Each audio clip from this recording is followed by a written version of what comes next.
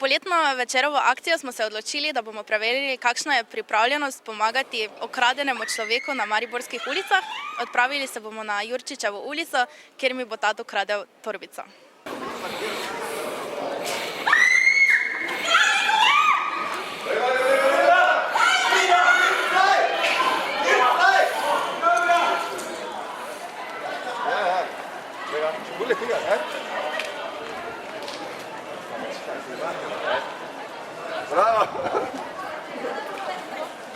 Zakaj ste se odločili, da boste pomagali?